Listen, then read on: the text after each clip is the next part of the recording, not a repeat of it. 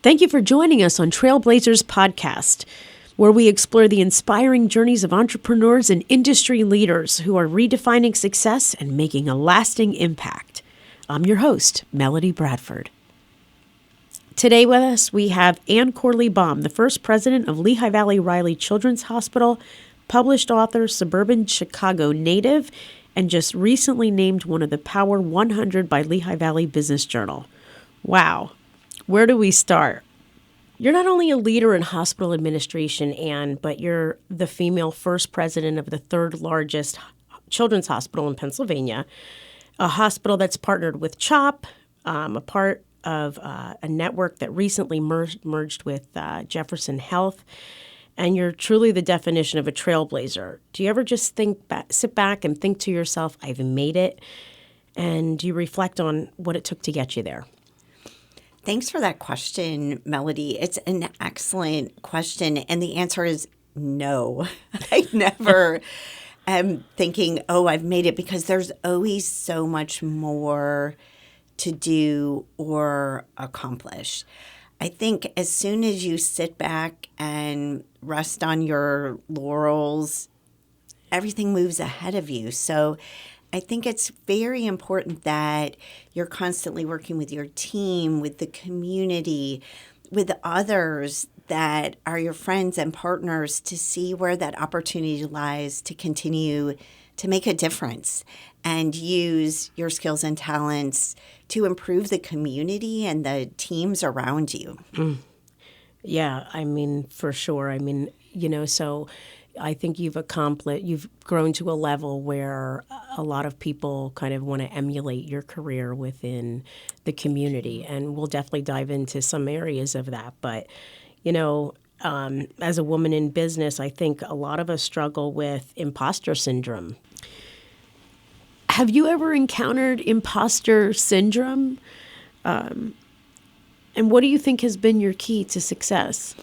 I think the concept of imposter syndrome is important to be aware of, and also important not to let it get in your way.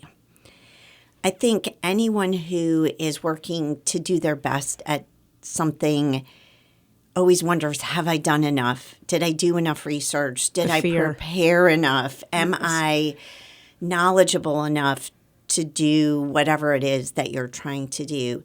And yet, you have to do it. Right. And not let that fear of not being perfect, because nobody's perfect, hold you back in your way. Right. And I noticed that with the awareness of imposter syndrome, I notice especially more young leaders mentioning it. I've got imposter syndrome.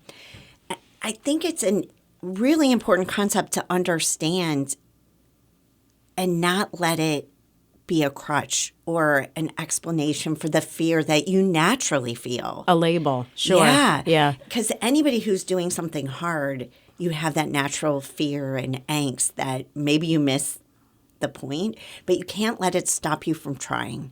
Can't you let it keep you from taking that risk? If you become too risk averse, then you miss the opportunity. Have you ever found yourself in a situation where maybe you were a little overcome with fear and maybe you just felt like, I have to plow through this? Was there any one, instance in your career that happened? And what did you do that kind of helped you to overcome that? So first of all the time. So there's not that one time. It is something that whenever I'm doing something big or different or new, I feel that sense of nervousness or worry. And the way I overcome it is prepare to the best of my ability. Understand if I'm doing a presentation to the group, understand what is it that they're looking for, what's in it for them, but also what is it that I am trying to accomplish with this presentation? What's in it for me or my team?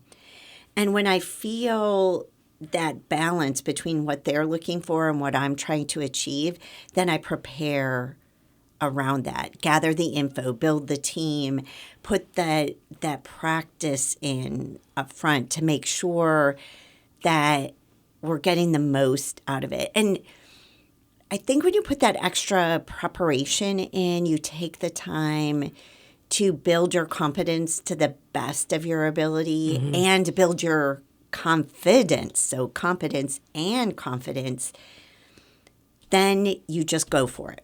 Yeah. And it's interesting you mentioned team, and I love the fact that you're building off the team to kind of also empower yourself. But you've been such an incredible mentor to so many, myself included. And I remember hearing at a chamber event a colleague saying that you're not just the colleague, but you're also the friend everyone wants to have. And I've often said that there should be a wristband that says WWAD, right? What would Anne do? Particularly women in leadership should wear that to remind us, what the next best choice should be for our career. And for the people that we manage and the organizations that we serve. Have you had any mentors along the way that have been particularly instrumental in shaping you professionally? And how important is mentorship to give and to get? Well, mentorship, I think, is critically important to success. There's so much you can learn from other people. And without other people, you'll have blinders on and not be the best, most well-developed person that you can possibly be. Mm-hmm. I've had some amazing mentors, and they weren't necessarily formal mentors, just people that I learned from and watched how they handled things, learned from the skills that they had that caused them to stand out, and even learned from simple things that they did that were kindness or just recognition when somebody accomplished something. Probably the mentor and friend that made the biggest difference in my life was Elmer Gates. Yes. And I'm sure if you ask a lot of people in the Valley, they would say Elmer's name. Yeah, not just a wonderful man and a leader and a man in business, but a gentleman too. Yeah, exactly. For sure. Exactly. He and I taught an MBA class together, and we taught a number of public courses together. And that type of working together was somebody of his caliber and experience compared to mine. To me, it was such an honor to work with him. And yet we learned from each other. So often we see a mentor and we say, oh, well, that person is better than me. They're more knowledgeable than me. I can only learn from them. To me, the best mentor relationship is when you learn from each other. And I'll share back with you, when we were working together on some things, I learned so much from you about the publishing industry and some of the things that I had no clue about. So when you're looking for a mentor, when you find a mentor, be a mentor to others and take from that mentorship as well. A two-way street is an amazing result at the end. Absolutely. And I also think it can be a lot less intimidating, because I don't know, if I were in a room with Elmer Gates and he was, teaching a class, and I'd probably look at him and be like, oh man. And yet he was, if you approached him, yeah, he's a regular guy. I know exactly what you're talking about, that intimidation. Oh, this person is this name, this title. Right. Why would they want to talk to me? And yet, when you reach out, they're people. Right. And reach out, be friendly, introduce yourself. It's amazing the network that you can build by simply being a friendly, open person. Yeah, and having, opportunities that you're also opening yourself up to as well. Your example takes professional and personal poise. How do you maintain both, particularly when you're faced with professional challenges and personal demands? It's such a great question. When you are in an environment where somebody loses their temper, or they start screaming or swearing, or they're unprofessional, at least from my experience, that sticks with me. And even though I respect if they apologize for it, that these things happen, I always remember it and worry about what might I do that would set them off again. Mm-hmm. I don't want to ever be that person to somebody. I try really hard when there's an issue. Let's say you and I had an issue. Mm-hmm. My preference would be not to lose my temper in a meeting or scream or yell, but to sit down with you and say, Melody, here's what happened. Here's how I interpreted it. Was that what you meant? Sometimes that's really hard because the other person may not want to have that transparent conversation. However, I've found over time that that's your best bet is if you've got that issue, deal with it outside the room. Now, if somebody is wrong in a meeting or their details or facts are off and you need to bring it up, just bring it up in a very professional and direct manner. So not yelling and screaming or pounding on the table. Mm-hmm. If I were pounding on the table, I think people would laugh anyway because it just doesn't match. Yeah, for sure. You must defend your position and your data and your facts, especially if it's in a decision-making meeting. But always stick to that professional demeanor, your voice in a neutral tone. And sometimes you need to walk out of the room and just say, hey, you know what? I need 5 minutes. Give me 5 minutes. Yeah. We'll pull back and you could always revisit something. And 9 times out of 10, maybe 9.9 times out of 10, people respect that when you need that minute. Yeah, and I imagine, so you run a whole division of a hospital. And healthcare, I'm sure, has its ups and downs and ebbs and flows, and it maybe even goes into a volatile situation, because, emotions are running high. So I imagine you have to maintain quite a bit of grace on some of those hard decisions or hard conversations, rather. So it's interesting to kind of hear your perspective. It builds trust too, Melody. It does. When people know that they can bring a hard thing to you, whether it's a hard decision or something went wrong, sometimes horribly wrong. When they can bring it to you and know you're not going to yell and scream, that you'll hear them out and together you'll figure out a solution, that builds that trust and allows people that safe zone to come to you and share. Because you have to know these things. Mm-hmm. When you're a leader, you have to know what's going wrong or what might go wrong. Right. It can't be a surprise. And I'm going to work the women in business angle for the next, couple questions here. It seems that women in business still have to work harder for the title or the salary that some of their male counterparts have. What advice would you share with a woman seeking to aspire to the next level in her career? It's a really great question. If you have something on your radar screen, mm-hmm. a job, a promotion, a salary, let people know. So many people, male and female, think that you just sit there, you work hard, somebody's going to notice. Right. Everybody's doing their thing. They may not have any clue that you aspire to whatever that next role will be. It's really important to share what your career goals are, what your aspirations are. And as far as salary is concerned, negotiate for what you believe you deserve. Mm-hmm. Do your research. Figure out what's the going rate. If you come into a job that the going rate is $75,000 and you ask for $500,000, that's not going to sell. Right. You have to find that $500,000 job. So do your research up front, but then negotiate. Many, many people, they'll get the offer. That's mm-hmm. the first offer, and they're so excited that they got the offer. They'll just say yes and take it. There's no reason not to try and negotiate and counteroffer. You might find that that's the best offer. Mm-hmm.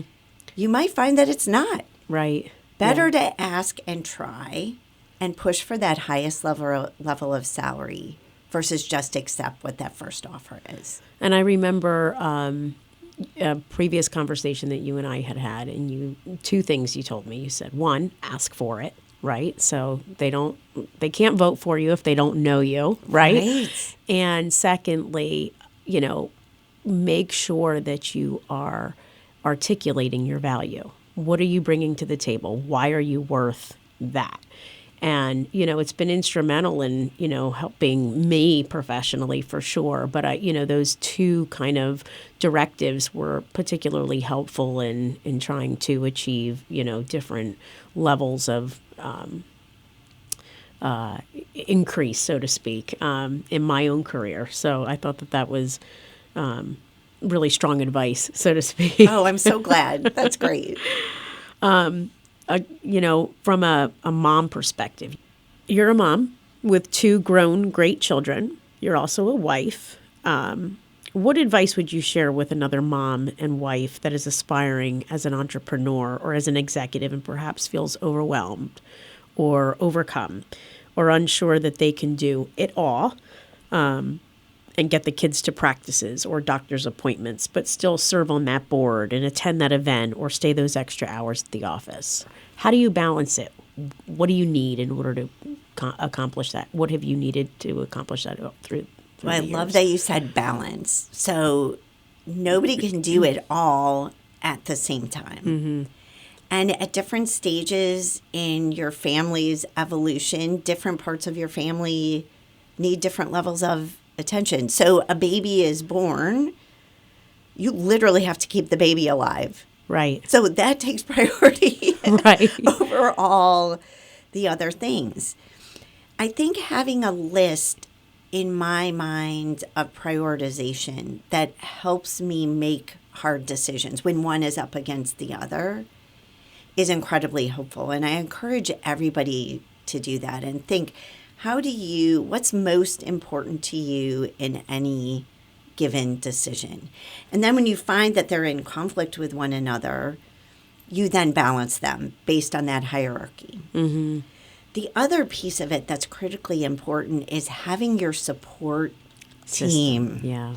So whether it's your family, your friends, your spouse, neighbors, whatever it might be, you cannot do it alone. Right. Nobody can. And the idea, of course, we all think, yes, I'm powerful. I am woman. I can do it all. Right. You need other people to help you. Yeah. It's the only way that you'll succeed. Yeah, for sure. I mean, that support system is key, and it's okay to ask for help. I think a lot of us don't do that. And, just a little bit of help can make such a world of difference. And honestly, especially when it comes to the kids, I think sometimes a break, they need the break too. It's good they don't want an overwhelmed, overcome, situation in the house either. They want the attention, but they also enjoy the break as well. So I think that's a really great point.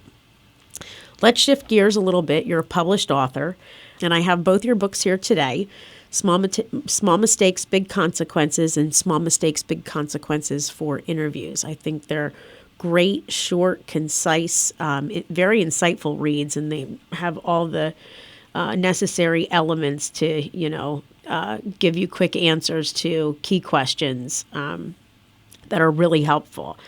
Tell us about your books, which focus on soft skill development for professionals and interviewing techniques. What was your inspiration and motivation for the creation of these books and your Vision Accomplished LLC, which focuses on leadership and personal training?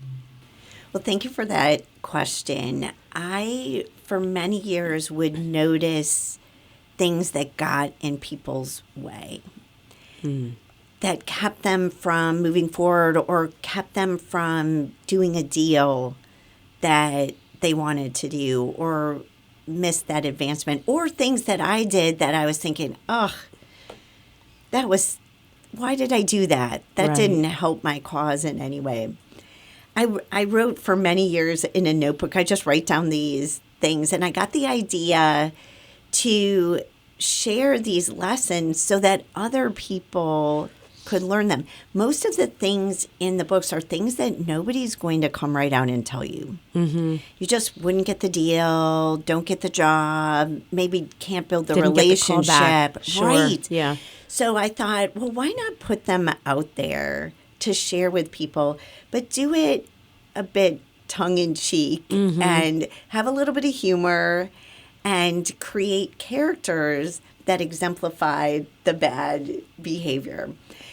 And I'm so glad you said they're concise, because that was my goal. I've read so many business books. They're 200, 250 pages long. You got the message in the first 50 to 100, right? Exactly. But you still had to read through the rest thinking, there's got to be something more here. So I decided to create easy to read, easy to understand characters that then people could either recognize in themselves and correct, or coach their colleagues, their team members, so that that individual could understand how that particular behavior was keeping them from success. Yeah, I call them women in business's best friend. For sure. No, they're great, and they have all these little nuggets of information that are just so key. I love them personally. Thank you. Thank you. I'm going to shift gears here. Can you tell us about your philanthropic involvement? You've been impactfully involved in so many incredible community organizations, the United Way, the Chamber, and so many more. Why is being philanthropic so important as a leader, as a woman in business, and as a person? My family was always very giving. So I grew up in a household that you volunteered on boards, you participated in charitable events, you raised money for various organizations. So some of it was just in my upbringing, my DNA, for lack of a better term. Yeah. When I moved to the Lehigh Valley, I originally came here as a consultant, and I was so impressed by the philanthropic nature of this community and how the business community was so engaged with the not-for-profit community. Yeah. And it is one of the many reasons why we decided to leave Chicago and move here and make this our home, because philanthropy and building the community's not-for-profit structure was so important. And it was just what you do versus something extra. I have found as a leader, it gives you a great opportunity to learn skills. So if you're sitting on a board, you learn about business operations. You get the opportunity to showcase skills that you have as well. And those are very valuable back to the not-for-profit. And it also gives you exposure. It gives you exposure. That was the other piece that I was going to add. It gives you that opportunity to know so many other like-minded individuals. And again, because our community is so giving, the people that you meet through philanthropy are also the people that you work with in the business community. So it's a beautiful combination of giving back and helping to be successful in business. Yeah, I mean, I've definitely ramped up my involvement in different, community boards and things of that nature. And it really is fulfilling, not just from a business perspective, but as an individual. And, a couple of years ago, I actually implemented this giving back at holiday time. And it's resonated with my 15-year-old son. This most recent year, we did something with the Children's Home of Easton, and he's like, "Mom, this really makes me feel good." So it's nice to kind of build upon that legacy, not just for myself but for my kids. So yeah, it's really cool. That's awesome. What do you feel has been the biggest lesson that you've learned along the way? Gosh, there's so many lessons. Probably the most compelling lesson was looking back at myself as a young leader and realizing that there were things that I should have pushed harder on or raised my hand and spoken up about that I didn't, because I made the assumption that the other people in the room, because they'd been in their role longer or because they were older than me, that they knew more than I did. Yeah. And so the lesson that I learned from all of that was, if you're at a table, you're there for a reason. Somebody invited you there because you have a skill set, a knowledge base, a background, a history that other people around the table don't have. And if you don't use that seat to help make that organization stronger or share the knowledge that you have, then you're wasting the seat Right. at the table. Yes. And so that, to me, was something that said, you're not going to be perfect. You won't always be right, but share the knowledge that you have, because everybody comes to the table with a different set of skills and talents and knowledge. Share yours. That's why you're at the table. I love that. Thank I you. love that. That's incredible. Any sacrifices that you made that you didn't expect? I would say probably one of the challenges for me, and I wouldn't go so far as to say sacrifice, is that my family still lives in the Chicago area. Oh, okay. So I don't run into them at the grocery store or pop in to see my mom or, just run into my brothers or go grab dinner. We do make trips back and forth to Chicago all of the time. We make a point of contacting them, seeing them, staying with them. But that's probably one piece, especially now that they have kids. Those kids are older. I feel like that's something that I didn't take into consideration when we moved so far away. And obviously it's not a sacrifice. It's just something I wish that You could have spent more time. Yeah. I wish they would just move here, because this is such a cool place. So leave Chicago, really come is. here. Do you try and get back often? Yes, That's good. yes. I try and get back all the time. Good. What is success to you? Well, in my current role, success is getting barriers out of the way of my team. So either making sure they have the resources they need, or that barriers that are keeping them from what they need to do are out of their way, that they have the training that they need. So to me, success is their success. Yeah. And their ability to deliver that great care, that excellent care close to home for our community. In the grand scheme of success, to me, it's making a difference.